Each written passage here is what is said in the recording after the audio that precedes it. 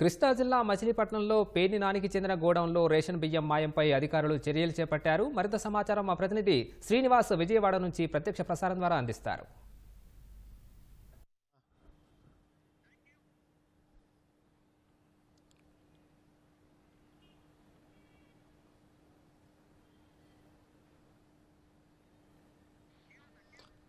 Ration బియ్యం అక్రమ రవాణాపై కూటమి ప్రభుత్వం చర్యలు చేపట్టింది. ఇందులో భాగంగా కృష్ణా జిల్లా మాజీ మంత్రి పేర్ని నాని ఆ గోడౌన్లో దాదాపు 185 టన్నుల రేషన్ బియ్యం మాయంపై రాష్ట్ర ప్రభుత్వం సీరియస్ అయింది. గత వైసీపీ ప్రభుత్వ హయాంలో మాజీ మంత్రి పేర్ని నాని ఆయన సతీమణి జయసుధ పేరు మీద మచిలీపట్నం మండలం పొట్లపాలెంలో గోడౌన్ నిర్మాణం చేశారు. నిర్మాణం చేసి సివిల్ సప్లైకి అద్దెకిచ్చారు.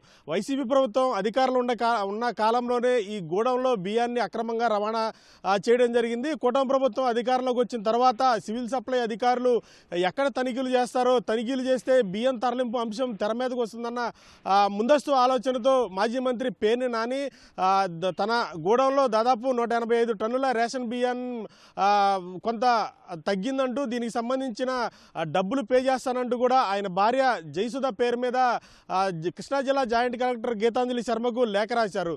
ఆ జాయింట్ కలెక్టర్ ఆ లేఖను సివిల్ సప్లై ఉన్నతాధికారులకు పంపిన నేపథ్యంలో సివిల్ సప్లై అధికారులు గత నెల 28, 29, 30 తేదీల్లో మచిలీపట్నంలోని పేర్ని నాని గోడౌన్కి వచ్చి బియ్యం నిల్వలు పరిశీలించి దాదాపు 1,70,00,000 కట్టాలంటూ కూడా అప్పట్లో చెప్పడం జరిగింది.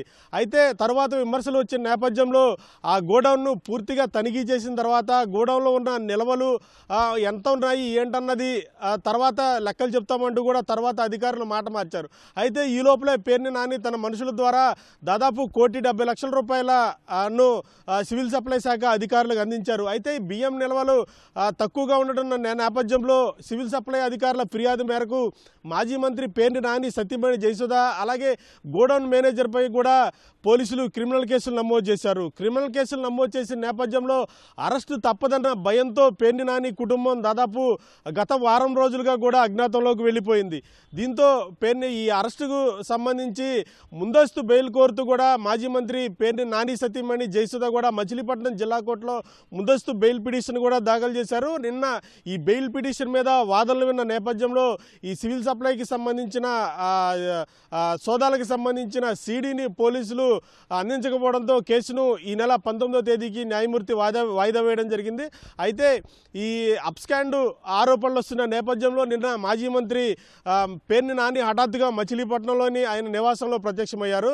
మాజీ మంత్రులు జోగి రమేష్ అలాగే మేరుగు నాగార్జున, పామర్ మాజీ ఎమ్మెల్యే కైలే అనిల్తో ఇది పేర్ని నాని సమావేశం నిర్వహించారు. అయితే ఈ పేర్ని నాని వ్యవహారానికి సంబంధించి సివిల్ సప్లై అధికారులు, రెవెన్యూ అధికారుల మీద పెద్ద ఎత్తున విమర్శలు వస్తున్న నేపథ్యంలో ఈరోజు మచిలీపట్నంలోని సివిల్ సప్లై అధికారులు అలాగే రెవెన్యూ పోలీసు అధికారులు కూడా స్పందించి పొట్లపాలెంలో ఉన్న పేర్ని నాని గోడౌన్ దగ్గర ఉన్న గోడౌన్లో ఉన్న ఈ బియ్యం నిల్వలకు సంబంధించి బియ్యం నిల్వలు ఏవైతే ఉన్నాయో వాటి అన్నింటినీ కూడా లారీల్లో మచిలీపట్నంలోని మార్కెట్ యార్డుకి తరలించారు.